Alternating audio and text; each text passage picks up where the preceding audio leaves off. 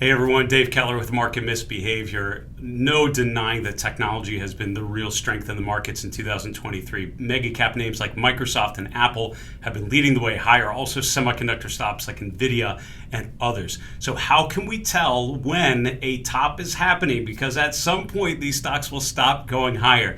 Today I'll share with you the 3 charts I'm watching to signal a top in the technology sector.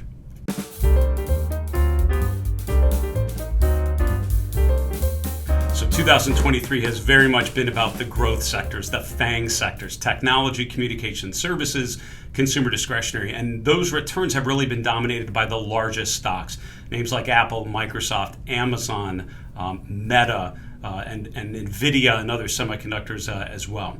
The strength in those names has really propelled our growth-oriented benchmarks to push onward and ever upward, with the S&P 500 overtaking 4,200, 4,300, now 4,400, driven primarily by the strength in those mega cap stocks. You take those stocks out of the picture, the rest of the equity market has not been particularly strong in 2023. Starting to improve a little bit here in June, but up until this month, it's been a pretty rough go for the average stock. I'm going to share with you 3 charts that I'm watching, one of them already signaling, the other 2 very, very close to signal a top in the technology sector. Before we get there, by the way, if you like this sort of thinking about technical analysis, behavioral finance, investor psychology, trend momentum, why don't you subscribe to my channel? Also, give the video a like if you appreciate it. We'd very much appreciate that back. Put a comment below. What are you watching to signal a top in the technology sector? Let me know in the comments.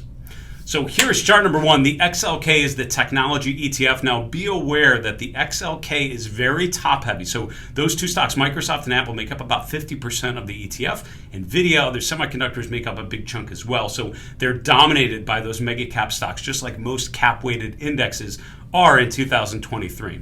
Now I'm going to do is show you the current movement in the XLK and then compare it back to 2021, the end of 2021, which ended up being the peak for the technology sector. The S&P actually made a new high in January of 2022, but the XLK actually topped out in December of 2021. Let's start there. Note how the XLK is making higher highs at higher lows, and it's above an upward sloping moving 50-day moving average. Same thing we're seeing here. The relative strength, the XLK had been outperforming the rest of the market for the last 6 to 12 months, same that we're seeing here as well. Here's where things start to differ. When a market's topping out, you often get what's called a bearish momentum divergence. This is where, as the price makes higher highs, the momentum, instead of supporting those new highs, actually starts to rotate lower. This is the pattern we actually saw at the end of 2021. When you saw the price go higher in November into December, and then the RSI is actually sloping downwards. It became overbought in those initial new highs, but then not overbought in those second new highs. That's that bearish divergence, right? Higher highs in price, lower peaks of momentum.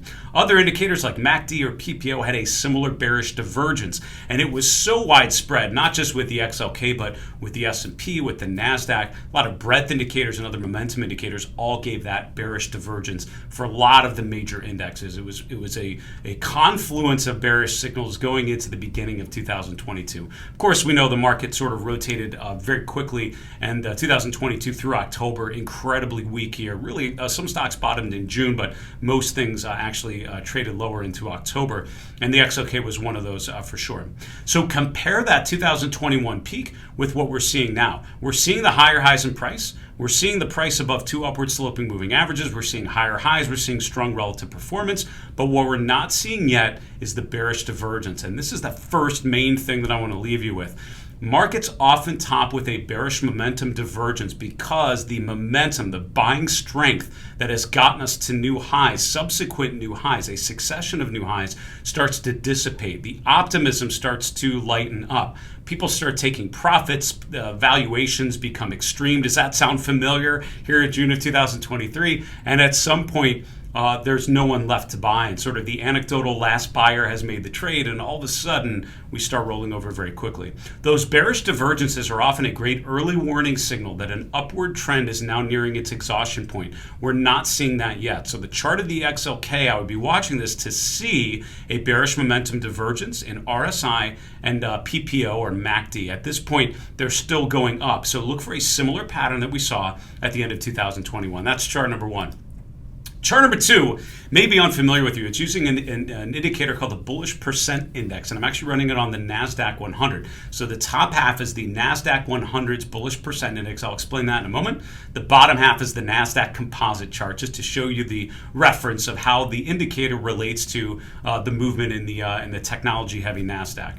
So what is a bullish percent index? It's based on point and figure charting, which is a classic technique really popularized in Chicago. The exchanges there, the CME, the CBOE, a lot of the traders and brokers use point and figure charts, hand-drawn point and figure charts, to actually analyze trends. And honestly, it didn't just end there. Some of my mentors, like Louise Yamada, still hand draws point and figure charts that she took over from Alan Shaw years ago. I think she still keeps the Dow 30 stocks in hand-drawn point and figure fashion. It's pretty awesome for her to unpack these old paper charts where she drew the top. And last time I saw her at the CMT Symposium in New York, she actually showed me some of the technology names into the 2000 high and how the point and figure chart really showed that rotation from optimism to pessimism, from bull phase to bear phase.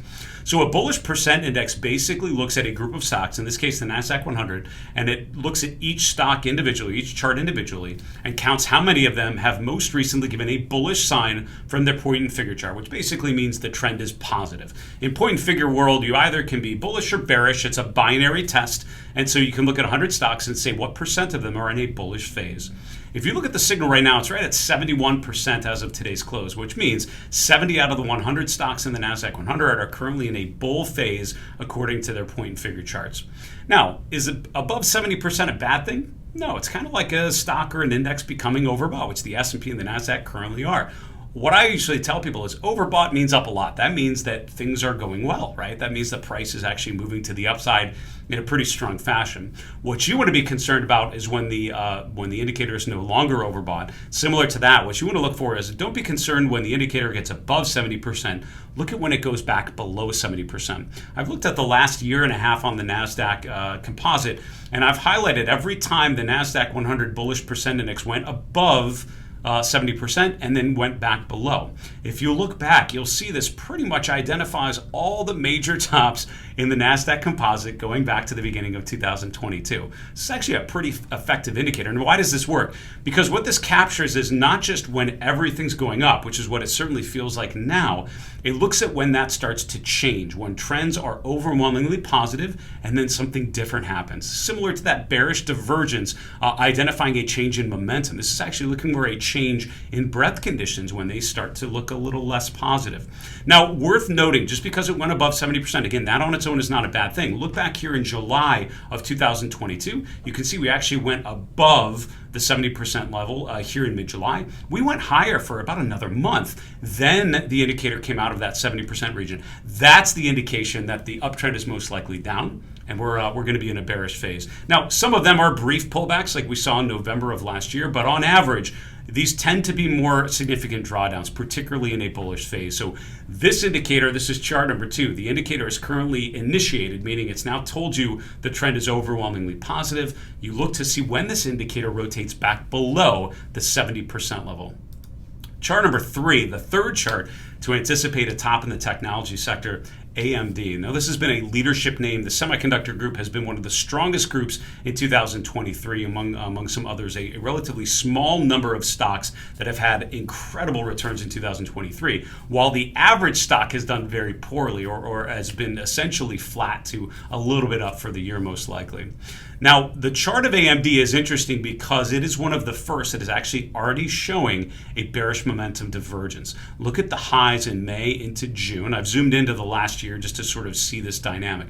Look at the high in May and a higher high in June. Look at how the indicator was overbought in late May, not overbought in mid-June. This is that classic bearish momentum divergence. So while we're not seeing it yet on the NASDAQ 100, we're not seeing it on the S&P 500 or the XLK, we are starting to see it in a small subset of stocks, and AMD is the first technology name that I saw on my screen today showing this bearish momentum divergence. Is this the beginning of other stocks showing that dynamic? And I think this chart of AMD shows you what that pattern most likely looks like. This is a sign of a stock that is now likely at an exhaustion point and due for a pullback. Do we see similar patterns on things like Apple?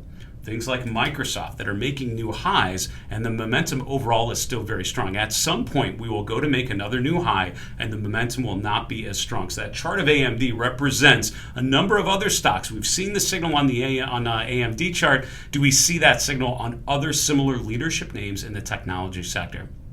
There you go. Those are the three charts I'm watching to signal a top in the technology sector.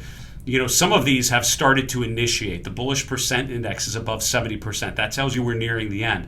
We're overbought by most measurements, which basically means from a technical perspective, the market is overextended.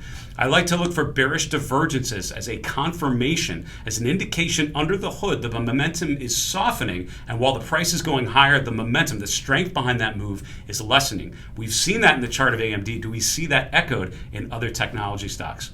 What do you think? Do you agree with these three charts, or is there another one that you're watching to try to anticipate a top in the major technology benchmarks? Let me know in the comments below. For Market Misbehavior, I'm Dave Keller. Be well, stay safe. I'll talk to you again soon.